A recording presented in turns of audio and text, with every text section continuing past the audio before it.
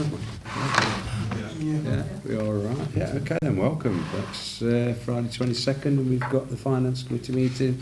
Apologies for absence, please. Councillor Richard Butler and Councillor John O'Leigh is here substituting. Thank you. Send late apologies for Callum Bailey. And others may be trapped in the roadworks somewhere. Anwar is on his way, so he's just going to... Yeah, if you're stuck on that, that's it. You can't moan about the holes in the road, then when they repair them, moan about them because you can't get through, can we? Thank you. Declarations of interest, are there any to declare? None shown, thank you. Minutes of the meeting, which are on page 3 to 8. I'll move those. Agreed? Agreed, okay, thank you. So moving on to item 4, which is Revenue Capital Prudential Code Monitoring Report due the 1st of January 2024, and that's on page 9 to 28. Bev, welcome. Thank you. So thank you, Chair, and good morning, members. So I'll just introduce myself. I'm Bev Bull, I'm the new Head of Finance. Sorry, I thought you'd been at the last one because I didn't chair that. Oh, that's okay, yeah. So, the new Head of Finance replacing Becky. This is my 3rd week, so obviously quite new to learning about the authority. So this is the 3rd budget monitoring report of the year in terms of 23-24. So it's based on actuals to the 31st of January and then forecast for the remainder of the year to give the forecast outturn position to the 31st of March. So section 2 of the report and table 1 outlines the forecast outturn position and shows that against the revised budget we're expecting an underspend of £649,000 in terms of the net expenditure.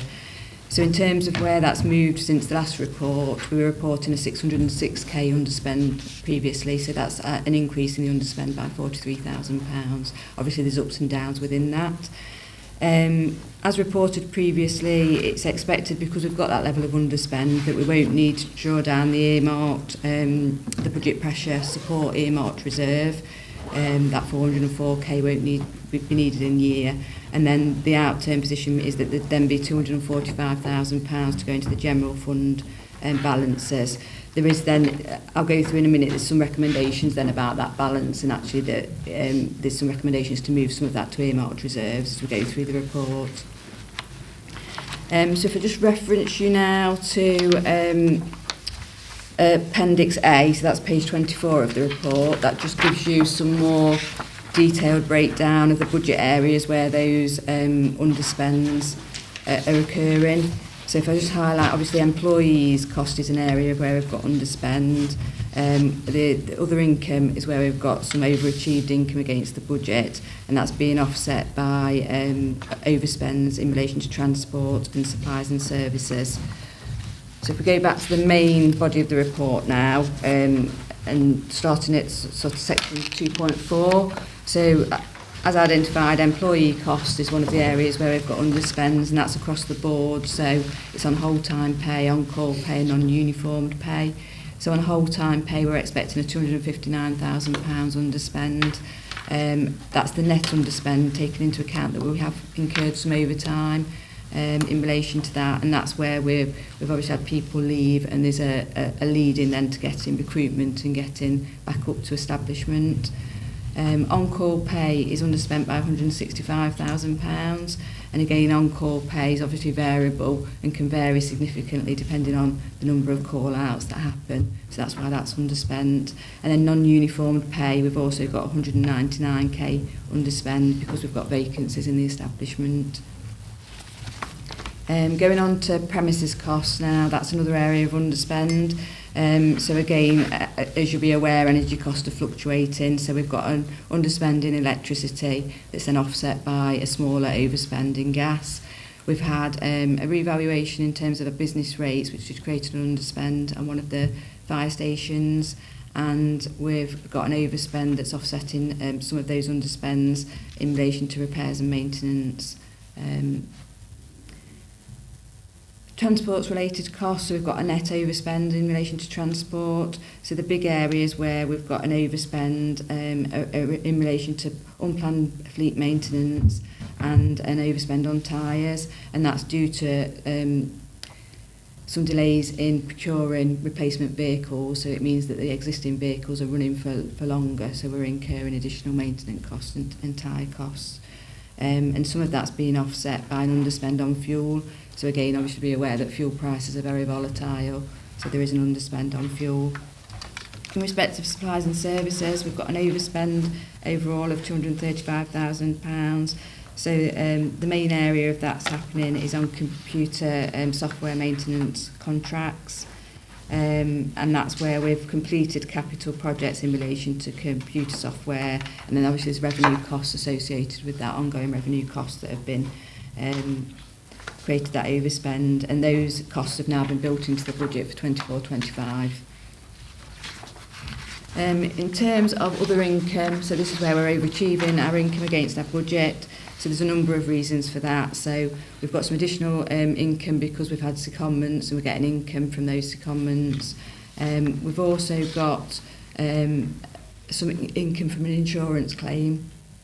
This is where it's recommended at point 2 in the recommendations that money that we've got for the insurance claim is actually transferred to a capital earmarked reserve to fund future capital expenditure on fire appliances, because that's what the insurance claim related to.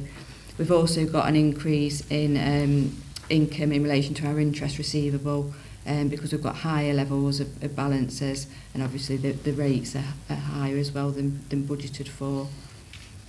So in terms of capital financing costs, overall we've got an underspend again of £72,000 in capital financing, and a lot of that relates to 100k of it relates to the fact that we were budgeting to do a revenue contribution towards a capital scheme for replacement mobilising systems, and that won't happen now until next year. That capital spend won't happen. So again, there's a recommendation at point 3 of the recommendations that we move that to an earmarked reserve, so it's there to draw down in 24-25 to fund that capital spend.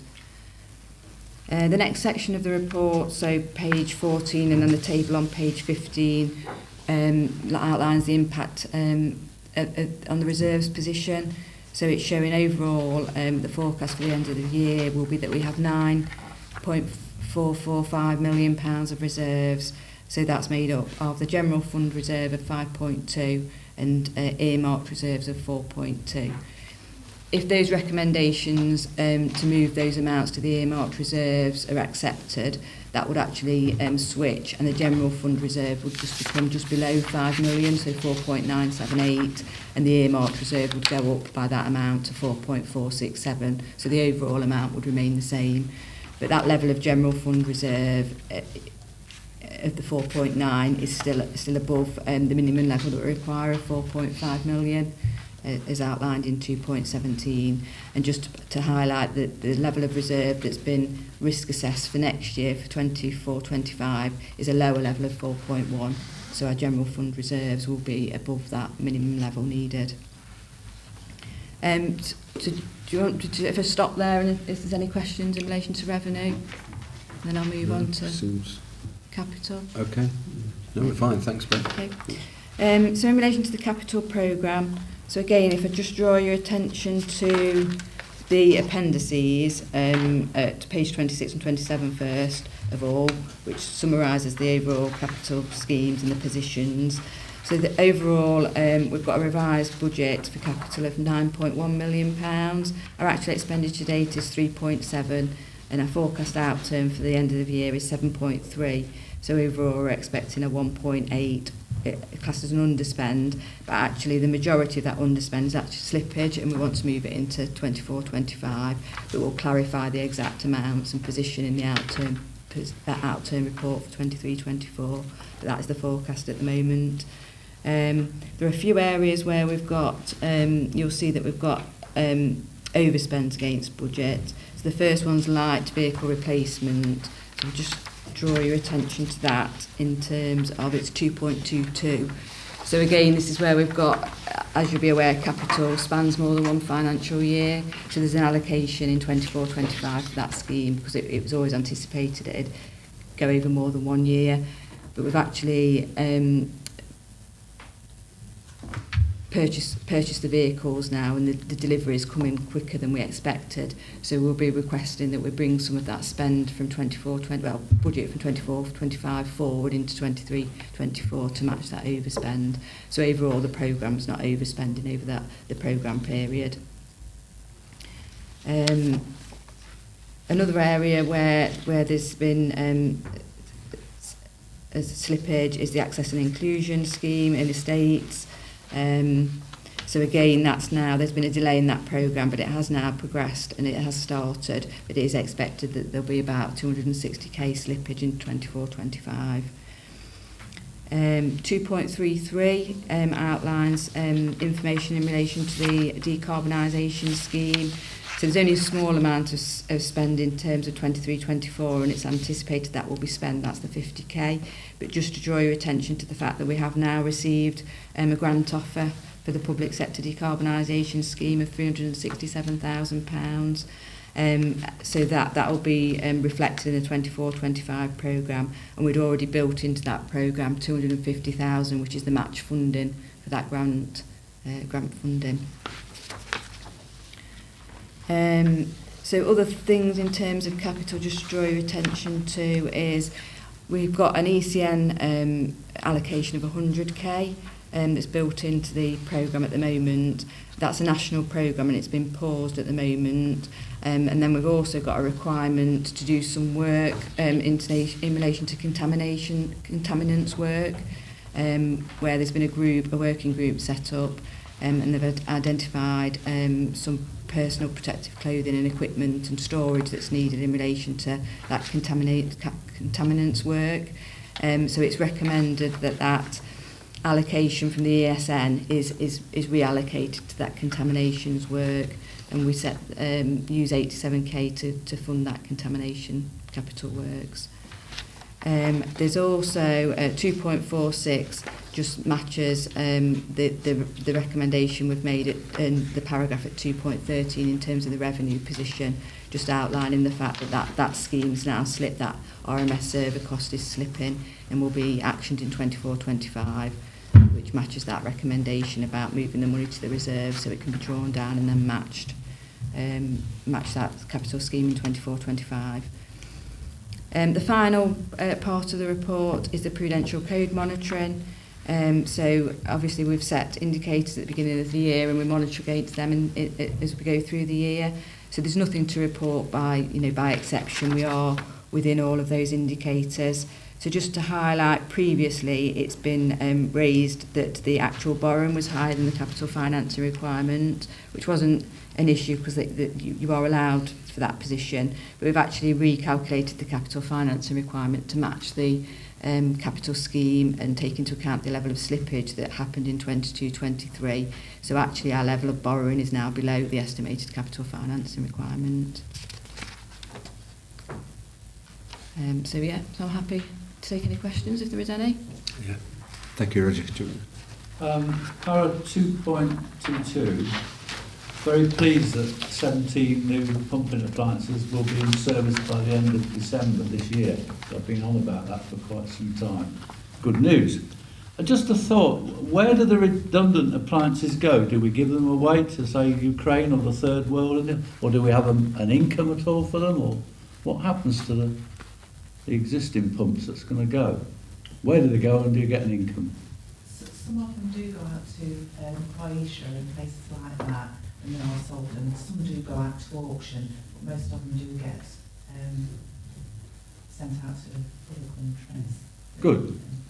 I've got another, thank you for that. On para 233, the energy reduction, decarb, it talks about to fund works to replace the gas boilers at Highfields, and I put what with? Is it going all electric or what? Does anybody know? It's heat pumps. Heat pumps, Yeah. Just heat pumps. Well, good luck with that one. And over the page, 234, Worksop Station, opened May 2022. All the works, including a further £25,000 to resolve heat pump technology. They are very problematic in my experience, so watch what you get at Highfields and don't end up with another mega bill. Thank you. Yeah, I'm glad you've raised that, Roger, because I think we needed a Gedling. We've got 3 gas boilers, and we need 24 heat, heat source or whatever they are, air source. Air source heat And pumps, ground source. they're not proven. No. They're not proven, so we've said no, and so we lost a grant. But I do worry about it. Can we just double check on some of the history? What guarantee we've got if all this goes belly up and we have to, resort back. I don't know what went wrong at Workshop. If something went wrong, or the design was wrong with the installation, but you had to put another 25 grand in its fingers crossed they'll work. Yeah. So you must have learnt lessons from Workshop. Are you applying them to Highfields? The very point you make. It's a big station. Are you putting all your eggs in one basket, or Yeah, no, I'm nervous about it. It's new technology, so we're going to get problems. But if it it's fails, all over the country. This is. I'm talking Yeah. to people all over the country. They've all got problems with heat source pumps. What's your backup if it failed? If they packed up in midwinter, freezing cold, there's all the station staff walk out, or you bring temporary heaters in, you haven't got enough electricity to power electric heaters, the whole thing collapses and you've got an issue, haven't you? But, They've changed the law now, haven't they, on heating? You used to be able to back up it when it went cold. You can't now. They've changed it. John out. Well, I believe, I read quite recently, maybe last year, that we did send some appliances over to Ukraine, so I believe we have. Yeah. I know we sent to Syria and then they got stuck on the border, didn't we? And some of the staff took, I think they took a couple, and there was some political argument on the border, and they were stuck there with these vehicles. But I know that's happened. Okay, anyone else? No one else for that. Then we'll go to page 9. The recommendations there. Is there a 5? I'll move those. Give me a second. Yeah, we agree. Thank you. Moving on to item 5. Still with you there. Corporate risk. Thank you, Chair. Sorry, I didn't. So this is the routine corporate risk management report, which comes every 6 months. The full corporate risk register is attached as an appendix, which I'll let you read at your leisure. I'll just pick out the key points. So, starting at section 2.5, as a positive indicator that, with the exception of one risk on the corporate risk register, all other risks have either stayed the same or reduced. We've been able to reduce the risk associated with mobilising from very high, as we reported last time, to high, and that's because of a number of mitigations that have been put into place related to both the replacement mobilising system. So as that project progresses, there's more surety. We have successfully procured further lots as part of that replacement mobilising project. However, we do have some residual risk related to the disaggregation of the current tri-service approach, so members will be aware that we currently collaborate with both Derbyshire and Leicestershire Fire Service, and moving forward that will become a joint Nottinghamshire Derbyshire venture. In terms of risk monitoring, as section 2.8 says, there's been a general downward trend in relation to the risks facing the authority. This has mainly been brought about by more surety since we've had the budget agreed. So our ability to deliver a balanced budget, the risk of that has been reduced. We've reduced the risk associated with employee engagement. We continue to maintain positive industrial relations and have got tested business continuity plans in place should the threat of industrial action rear its head again. In terms of workforce sustainability, members will be aware that we have been running with a deficit on the whole-time establishment for some time, and this was to support the setting of a balanced budget. Pleased to report that we've got 20 new firefighters who are due to start at our training school with us in April, and we've also recruited 24 on-call firefighters to our duty system. We've also seen a reduction in Green Book staff turnover, which was running at 21% in 22-23 and has reduced to 8.6% in 23-24. And we're continuing to proactively manage absence levels within the workforce. The one risk which has been increased is related to the availability of resources, and that's risk 9 in the risk register. And the narrative around that is in section 2.8, paragraph E. And this is related to ongoing challenges relating to supply chains. We're still seeing a fluctuation in availability, costs and delivery timescales for products, and an increase in costs for maintenance parts. So we're continuing to monitor this closely, and the National Fire Chiefs Council have also got an ongoing project which is supporting services nationally. This isn't an issue that's unique to ourselves. So they were the key points that I wanted to raise, Chair. I'm happy to take any questions. Yeah, thank you. It's a personal thing actually. I just got. Anybody got the car insurance recently? Because I've just had mine, and it's gone from 500. It's a new car. It's not over. It's only worth about 30,000, but it's gone from 500 to 1,000, nearly 300. Wow. And apparently, it's a massive rise. Have you got that in the risk register? I think not specifically, but I think what we have seen is, although inflation's been running high, there are certain products, goods or services that you buy that seem to be disproportionately impacted by inflationary pressures. And what we've seen through the budget monitoring, I think, is it's sometimes quite hard to predict where that's going to raise its head, and certainly insurance seems to be one area at the moment. So do we need to keep an eye on that to make sure? Because I mean, those rises like that, they're incredible, you know, more than 100%. But I'm just frustrated about it because I've got to pay it. I did. Anyone else? Come on. The only thing I'd point out is that budget one. I suspect that'll climb throughout the year. Don't see the general election changing much in terms of a financial settlement for the Fire Authority. Yeah. So just let's keep an eye on that one. Yeah. I think we have to take a breath, don't we, once the budget's set, and then we get towards Christmas again. Gradually, the end of it, somebody will stand up there. We're going to have an emergency budget. Civil. The ongoing issue of pensions, I think, is also, as I say, it's of great importance. As I say, we will stay top side of that, as I say, but it would be helpful if the government gave better guidance on this, as I say. But there you have it. We're doing all we absolutely can as an authority, but as I say, to see it resolved would be absolutely wonderful. It is one to keep an eye on. It's certainly I sit on the Pensions Committee of County, and it's rocky, but it's I think a lot of people would be quite happy with the position we're in at the moment, but one to keep an eye on with that down. Is there anyone else? There's no one else, so we've got that on page 29, and there are 2 dots there, so can I move that? Seconded. Agreed. Thank you. That brings us to the end. Can I just ask, I forgot to ask you on the previous one, what's a replacement duty rig? It's on page 26. So it's new uniform. So is that called a rig? Duty rig, yeah, that's what we call it. That's what you call it. I was thinking of Yeah, this big, it's a great big thing. Something like that. We're going for oil in Sherwood. Anyway, thanks for that. Thanks everyone, and have a good weekend. Yeah. Thank you.